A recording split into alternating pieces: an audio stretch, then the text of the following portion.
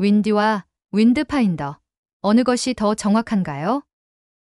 네, 이것은 조금 잘못된 질문입니다. 윈디와 윈드파인더는 날씨 예측 모델을 보여주는 앱이지 날씨 예측 모델 자체가 아닙니다. 비유를 하자면 LG TV와 삼성 TV쯤 될까요? 우리가 TV를 살 때 LG TV가 더 재미있어요? 삼성 TV가 더 재미있어요? 라고 질문하지 않잖아요. 재미는 어떤 채널에서 어떤 프로그램이 방송되고 있는가에 더 영향이 있습니다. 마찬가지로 윈디와 윈드파인더도 각자의 방식으로 보여주는 앱입니다. 그렇다면 각각의 채널 또는 프로그램에 해당하는 날씨 예측 모델이 어떻게 다른지 살펴볼까요?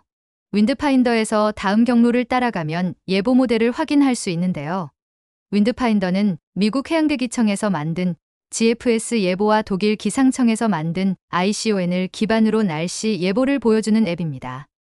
윈드파인더는 얼마 전까지는 GFS 모델만 참조하는 것으로 되어 있었습니다만 최근에 ICON 예측 모델을 추가한 것으로 보여집니다. 윈디는 유럽중앙기상청의 ECMWF 예보 모델을 기본 설정으로 보여주도록 되어 있고요. 사용자가 예보 모델을 직접 변경해서도 볼 수 있게 되어 있습니다. 현재 선택 가능한 예보 모델은 ECMWF를 비롯하여 GFS, MSM, ICON 등입니다. 그러니 일반적으로 윈디와 윈드파인더에서 보여주는 예보가 다른 것은 유럽 기상청과 미국 기상청의 예보가 다른 것입니다. 윈드파인더에서는 예보 모델을 변경할 수 없으니 윈디에서 예보 모델을 GFS 예보 모델로 변경하면 예보가 유사해지는 것을 확인할 수 있습니다. 그래서 다시 질문을 한다면 유럽중기예보센터 예보가 잘 맞아요? 아니면 미국 해양대기청 예보가 잘 맞아요? 가 될 것입니다. 그러면 대표적인 예보 모델들의 특징을 살펴보겠습니다. GFS는 지구를 약간 큰 조각 단위인 22에서 27km 격자 구간으로 나눠서 지구 전체의 날씨를 예측하도록 미국 해양대기청에서 만든 모델입니다. 블럭 단위가 크기 때문에 복잡한 지형에서는 정확도가 제한적이라고 합니다. 예보의 시간 조밀도는 3시간 단위이며 현재일 기준으로 10일 뒤의 날씨까지 예보를 합니다. 그리고 윈디에서 프리미엄이 아닌 일반 사용자의 예보가 업데이트되는 주기는 12에서 13시간 간격입니다. ECMWF는 유럽의 여러 국가들이 협력하여 운영하는 중기 단위 예보 기관으로 역시 지구 전체의 날씨를 예측합니다. ECMWF 또한 3시간 단위의 조밀도로 현재일 기준으로 10일 뒤의 날씨까지 예보를 합니다. 예보의 블럭 단위는 9에서 18km 단위로 GFS보다 세분화하여 예측하며 업데이트 주기 또한 GFS와 동일하게 12에서 13시간 단위이지만 업데이트되는 시간은 다릅니다. MSM은 일본 기상청에서 운영하는 모델로 일본과 주변 지역을 단기 예측합니다. MSM은 지역을 조밀하게 5km 해상도로 딱 이만큼 지역만 예측합니다. 그렇기 때문에 이 지역에 대한 예보 정확도는 다른 모델보다 높을 것 같은 생각입니다. 예보의 시간 조밀도는 3시간이고요. 예보 기간은 단기 예보로 금일 기준으로 3일 뒤까지입니다. 예보 기간이 조금 짧은 것은 아쉽습니다. MSM 자체의 예보 업데이트 주기는 3시간 간격입니다만 윈디에서 무료 사용자에게 업데이트는 12시간 간격입니다. ICON은 독일 기상청에서 만든 예보 모델입니다. 유럽 지역 예보에 특화되었다고 하니 이 정도 소개로 마무리하겠습니다. 그러면 윈디의 설정과 사용법에 대해서 간단히 알아보겠습니다. 단위 설정. 지금은 윈디에서 바람의 세기 단위가 노트로 설정된 상태입니다.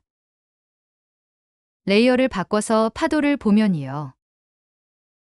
파도의 높이는 피트 단위로 설정된 상태입니다. 지명을 클릭해서 해당 지역의 요약 정보를 살펴보겠습니다. 기온은 패러나잇, 바람은 노트, 파도는 피트로 설정되어 있는 것을 볼 수 있습니다. 이제 우리가 익숙한 단위로 설정을 바꿔보겠습니다. 여기 메뉴 버튼을 눌러주세요. 이어서 설정 버튼을 눌러주세요. 바람의 단위를 미터/세크로 바꿔주고요. 기온은 섭씨로 바꿔줍니다. 비는 밀리미터로. 파도는 미터 단위로 바꿔줍니다. 그리고 나머지 항목들도 본인이 익숙한 단위로 바꿔주시면 되겠습니다. 그리고 아래의 설정 항목들도 필요시 변경해 주시면 되겠습니다. 설정이 완료되었으면 X 표시를 눌러서 나와줍니다. 이제 파도의 단위가 미터로 표시되었습니다. 레이어를 바람으로 바꿔보겠습니다. 단위가 미터 퍼 세크로 변경되었습니다. 그리고 여기를 바로 클릭해서도 단위를 바꿀 수도 있습니다. 누를 때마다 로테이션 됩니다. 지역 상세 보기로 들어가서도 단위가 바뀐 것을 확인할 수 있습니다. 그리고 여기에서도 각 항목의 단위를 클릭하면 바로바로 단위가 롤링되며 바꿔집니다. 각자 편하신 방법으로 설정을 바꾸시면 되겠습니다.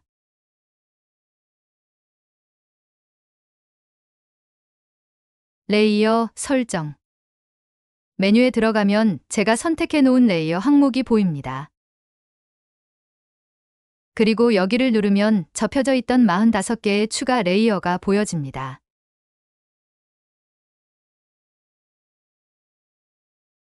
레이어가 많기 때문에 여기를 보면 유사 레이어끼리 항목 그룹별로 나누어 놨습니다. 기온과 관련된 레이어들이고요. 비, 눈과 관련된 레이어들 그리고 파도, 바다와 관련된 레이어들입니다.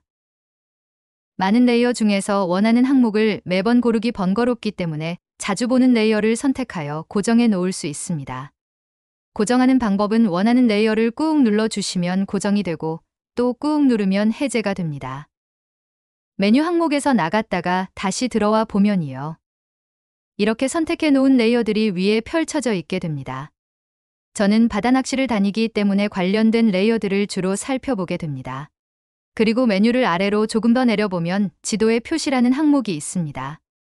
입자 애니메이션 항목을 끄고 켬에 따라서 보시는 바와 같이 그래픽이 비활성화되었다, 활성화되었다 합니다.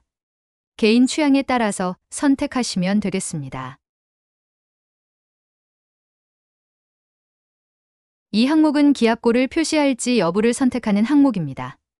역시 개인의 취향에 따라서 설정하시면 되겠습니다.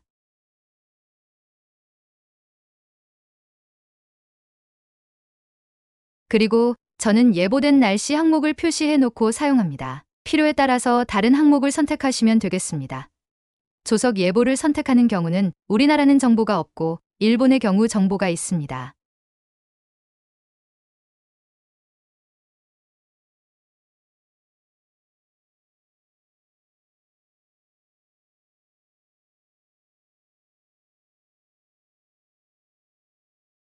대기질 관측소를 선택하게 되면 우리나라에도 많은 관측소 정보가 나오게 됩니다. 이와 같이 본인의 필요에 따라서 선택하여 정보를 얻을 수 있겠습니다.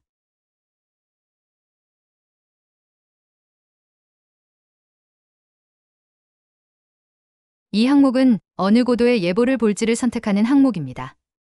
비행을 하지 않는다면 일반적으로 지면을 선택하고 사용하시면 될 듯합니다. 저는 이렇게 사용합니다.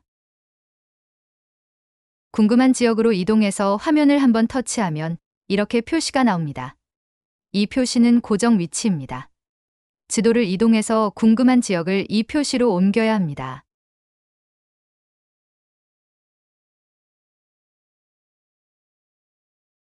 이번엔 해역별로 파도가 어떤지 살펴보겠습니다. 겨울철이다 보니 역시 파도도 높고 해상에 바람도 많이 부는 것 같습니다.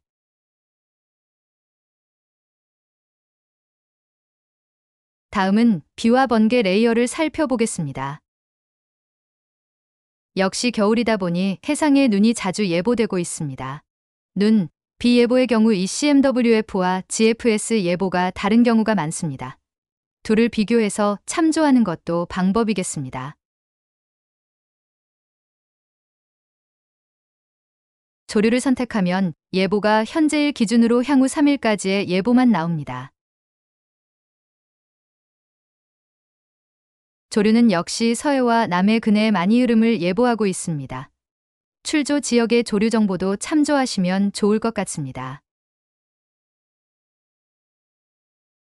동해와 남해, 먼바다의 경우 조류의 영향이 적음을 알 수 있습니다.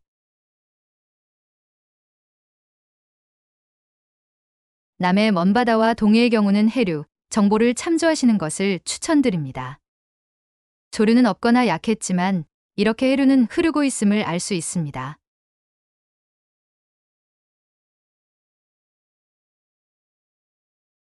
모두 안전한 취미 생활 하시고요. 시청해주셔서 고맙습니다.